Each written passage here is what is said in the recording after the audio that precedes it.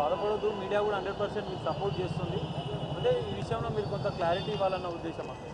So మీ అభిమానులకు, అందరికీ, police డిపార్ట్మెంట్కు మీరు రిక్వెస్ట్ చేస్తే నేను మీడియా మిత్రులకు నేను ఒకటే కోరుకుంటున్నా, దయచేసి ముందు వెనక వెరిఫికేషన్ చేసుకొని పోలీస్ వాళ్ళని కూడా అడిగి, దయచేసి నేను సోషల్ మీడియా నుంచి వచ్చా, నేను సోషల్ మీడియానే నాకు శాపంగా మారుతుందని నేను ఏ రోజు కూడా అనుకోలేదు.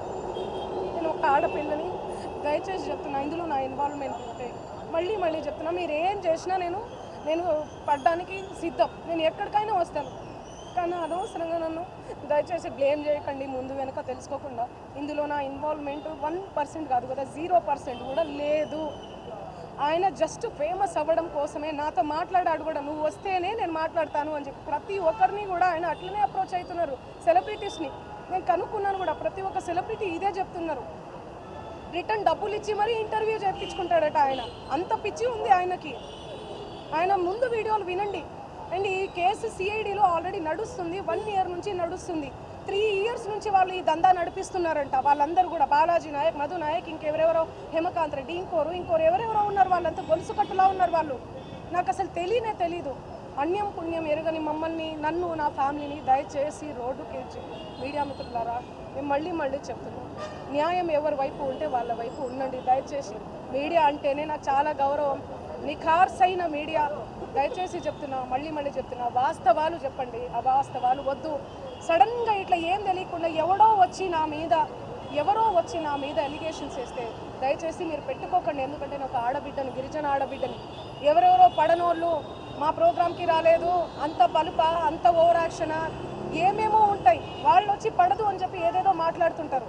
మీరు అట్లా పెట్టుకోవడం చాలా తప్పు. దయచేసి మీడియా మిత్రులు, నా ఫ్యామిలీ లాంటి వాళ్ళు, నా ఫ్యామిలీ మీడియా అంటేనే నా ఫ్యామిలీ, నేను కూడా ఒక జర్నలిస్ట్గానే వచ్చాను.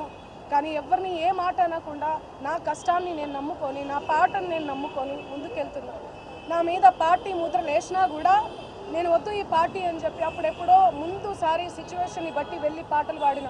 పార్టీ ముద్రలు వేస్తే 2023, 2024 ఎలక్షన్ మూమెంట్లో అసలు నేను ఎక్కడ కూడా కనిపించలేదు, ఎవరికి పాటలు కూడా పాడలేదు. అవునా కాదా? మీరు సెర్చ్ చేయండి. మళ్ళీ చెప్తున్నా, నాకు వద్దు, నా పాట ముఖ్యం.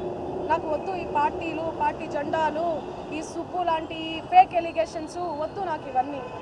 నేను ఎందుకు ఇన్వాల్వ్ అవుతాను చెప్పండి? దయచేసి చెప్తున్నా, నాకున్న క్రెడిబిలిటీతోనే ఇంతవరకు నేను వచ్చిన, ఆ క్రెడిబిలిటీతోనే ఇక్కడ దాకా కూడా నేను వచ్చిన. దయచేసి నా ఫేమ్ని డీఫేమ్ చేయకండి కోరుతున్నా నేను, ప్లీజ్. Thank you. వాళ్ళని పట్టుకోవాలి, పోలీసులను నేను ఒకటే కోరుకుంటా, వాళ్ళని కంపల్సరీ పట్టుకోవాలి. పట్టుకొని ఆ పైసలు, పాపం వాళ్ళు ఎంతో కష్టపడి, ఎంతో ఏమంటారు, ఆ కష్టం విలువ నాకు తెలుసు. ఒక చిన్న గ్రామం నుంచి వచ్చినాను కాబట్టి ఎంతో కష్టపడి 5 లక్షలు 10 లక్షలు ఇచ్చుకుంటూ తిరిగిర్రు వాళ్ళు. వాళ్ళ పైసలన్నీ వీళ్ళు ఏడబెట్టిర్రో ఏం చేసిర్రో కూడా తెలియదు మాకు. అసలు ఆ ఫ్రాడ్ కేసు అని చెప్పి, మిర్యాలు కూడా ఫ్రాడ్ కేసు అని చెప్పి తెలవంగానే మేము ఏం అర్థం కాలే మాకు. ఏం ఇంత డేంజరస్ ఉన్నారా వీళ్ళంతా? ఎవరిని నమ్మాలి, ఎవరిని నమ్మకూడదు? ఎవరితో ఫోటో దిగినా, ఏం చేసినా కూడా ఏంది ఇదంతా? ఎవరు వేసుంటోళ్ళో మనకేం తెలుసండి? ఎంతో అభిమానంతో నాతో ఆడవాళ్ళు అయితే ఇట్లా చేసుకుంటారు, రా బిడ్డ అని చెప్పి. ఎవరు ఎట్లుంటారో, ఎవరు ఎక్కడ ఏముంటారో, ఎవరు ఏం చేస్తారో నాకేం తెలుసు? అభిమానం కొద్ది పిలిచినా కూడా పోవడం తప్ప? చెప్పండి, మీరే న్యాయం చేయండి, మీరే న్యాయం చెప్పండి. ఈయనకేం అవసరం అండి? ఈయనేమైనా జడ్జా, ఈయనేమైనా జ్యుడిషియలా, ఈయనేమైనా లాయర్, ఈయనేమైనా ఏమంటారు పోలీస్ శాఖనా, ఇన్వెస్టిగేషన్ పర్సనా? ఎవరు ఈయన? నా పేరు పట్టుకుని ఎందుకు తిరుగుతున్నావు? నువ్వు నిజంగా న్యాయం చేయాలి బాధితులకు అంటే, ఎవడైతే ఉన్నారో నిందితులు వాళ్ళని పట్టుకొని న్యాయం చేయి నువ్వు. అంతే, నా పేరు ఎందుకు వాడుకుంటున్నావు? పాపం కదా, తప్పు కదా. Thank you so much. న్యాయం చేస్తారని కోరుకుంటున్నాను.